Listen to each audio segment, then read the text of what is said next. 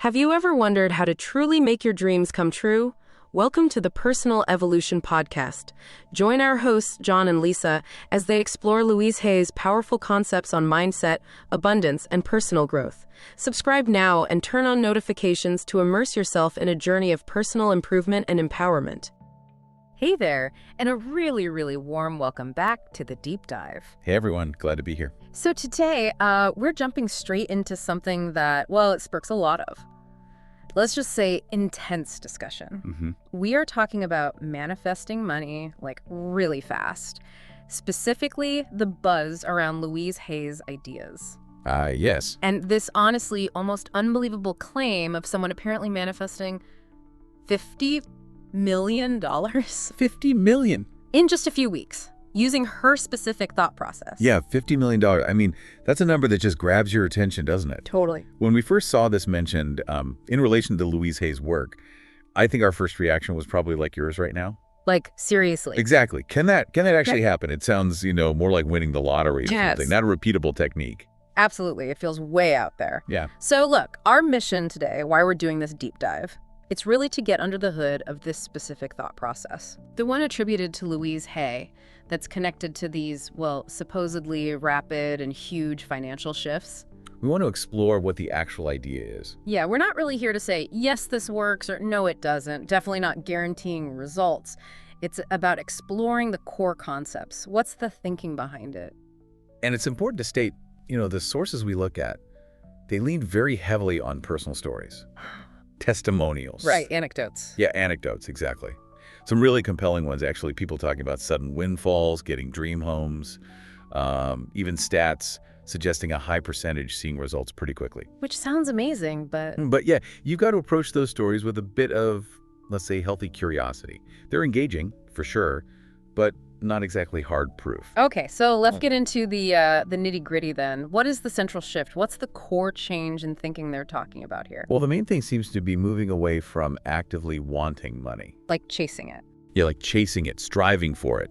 They suggest that they can actually sort of push it away, create resistance. Okay. Instead, the idea is to get to a state of allowing it, to become, and I quite like this phrase, a money magnet. A money magnet. Okay, so what does allowing actually look like? How do you do that? The absolute core of it, according to the source, seems to be this thought: money naturally flows to me. Money naturally flows to me. Right. But it's not just, repeating the words like a parrot. It's about really cultivating the feeling behind it, the deep conviction. Okay, so less like, I really hope money flows to me. Exactly. Less like a desperate wish and more like the certainty you have that the sun will rise tomorrow. You don't question it, right? Right, you just know it will. That same kind of unquestioning trust and ease. That's what they suggest developing around money. Wow, okay. So fostering this basic trust, this inherent belief that abundance is just normal. That's a big contrast to how most of us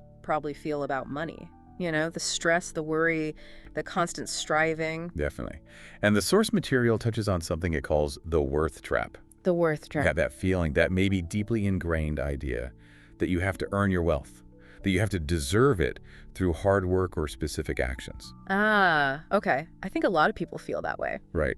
But the perspective here is that money is just energy. And energy flows where your focus goes.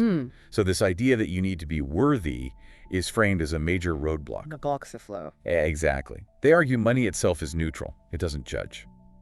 So if your main thoughts are about lack or feeling like you don't deserve it, you attract more of that situation. So it flips things around. It's not about what you do so much as your fundamental state of being. That's the core idea. Your being, your belief system, is the primary magnet, not necessarily your actions or achievements. Interesting. And then there's the visualization part. But they say it's not just picturing money. It's something called natural state visualization. What's different about that? Good question. They draw a clear line between, say, traditional visualization, which might come from a place of lack, like, I really need this money, let me picture it. Okay. And visualizing wealth as if it's already your normal, everyday reality, your natural state. How does that work? Well, the example they give is like imagining looking at your bank balance and seeing, say, $50 million.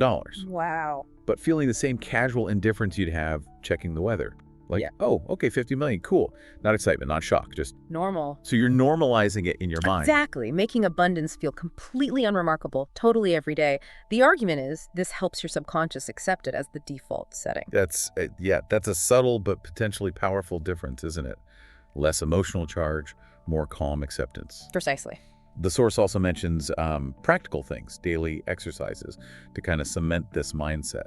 Absolutely. Consistency is presented as really key. Right. So suggested practices include things like starting your day, maybe spending just 5 minutes, simply feeling wealthy, not thinking about how, just feeling it. Okay. Then there's something called wealth breathing. When you spend money, instead of feeling lack, you consciously think, more money is already flowing back to me. Changing the association with spending. Yeah. And also reviewing your day before sleep, but specifically from a perspective of abundance, focusing on any evidence of flow, no matter how small. So it's these little nudges, constantly reinforcing that core thought, money naturally flows to me. Exactly. Challenging those old, maybe deeply held beliefs about scarcity, gently reprogramming, you could say. It does sound like a mental reframing. Reprogramming how we relate to money on a really basic level. But what about, the hurdles, like self-doubt or people around you being negative? Yeah, they address that. Doubt is acknowledged as, totally normal. It's the echo of the old thinking patterns. Makes sense. The advice is basically acknowledge the doubt, see it, but don't feed it. Don't let it take root and mess with the new mindset you're building. Okay, so notice it, but don't dwell on it. Right. And similarly with negativity from others, maybe skepticism. The suggestion is just polite detachment.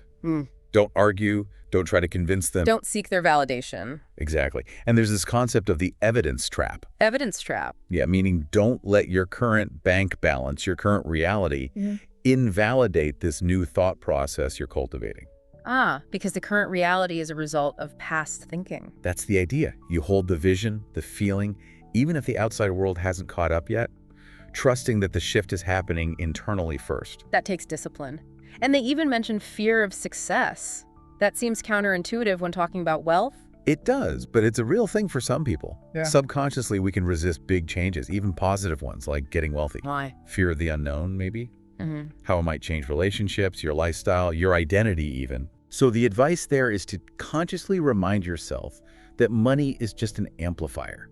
It amplifies who you already are. So if you're generous, you'll just be more generous. That's the idea. It doesn't fundamentally change your core self. It just gives you more resources. Okay.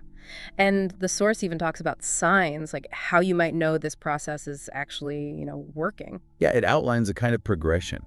It might start subtly, just feeling different about money, less anxious maybe. Internally first. Right. Then maybe noticing seemingly coincidental opportunities popping up, small synchronicities, changes in how people interact with you regarding money or opportunity. Interesting. And then eventually, this deep inner knowing, a real certainty that wealth is just on its way.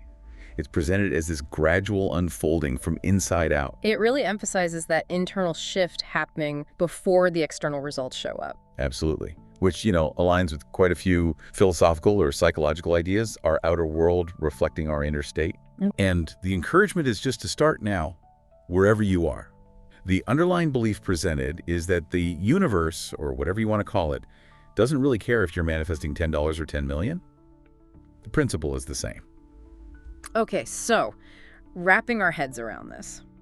This deep dive into the thought process linked to Louise Hay, aiming for potentially rapid wealth, especially that huge $50 million claim. Yeah. It really boils down to a fundamental shift, doesn't it? Moving away from chasing money out of lack towards this internal knowing, this acceptance that money is just a natural flow, like breathing. Pretty much. Retraining your mind, your feelings to align with that belief in abundance as the default. Yeah. And look, while those really extraordinary claims, 50 million in weeks, obviously you'd want some serious evidence for that. For sure. But the foundational principles themselves, shifting mindset, focusing on abundance, cultivating ease around wealth, they offer some pretty interesting concepts to think about. Regardless of whether you believe someone can manifest millions overnight, exploring the power of our own thoughts and beliefs, well, that seems worthwhile anyway, doesn't it? Absolutely. It definitely gives you food for thought. Well, that does bring us towards the end of this particular deep dive. We've kind of journeyed through this this really fascinating, maybe seemingly unbelievable approach, shifting from wanting to truly allowing money. Yeah, embracing that core thought. Money naturally flows to me. So maybe something for you, the listener, to consider. How does this perspective sit with you? How does it resonate with your own beliefs, your own experiences with money? Could there be something to it? This idea of, an inherent abundance out there and our potential ability to just tune into it, align with that flow. It's certainly a different way to look at our relationship with finance, isn't it? Mm-hmm. Thank you so much for joining us on this exploration today. We really hope it sparks some interesting ideas, maybe even a new perspective. Yeah, absolutely. Until our next deep dive, just keep thinking, keep questioning, keep exploring all the fascinating stuff out there. Farewell for now, and we will definitely catch you next time. Thanks for tuning in to the Personal Evolution Podcast. We'd love to hear your thoughts on today's episode, what resonated with you. Please leave a comment below. If you enjoyed our discussion, don't forget to give us a like and subscribe for more insights on personal growth and mindset. Until next time, keep evolving.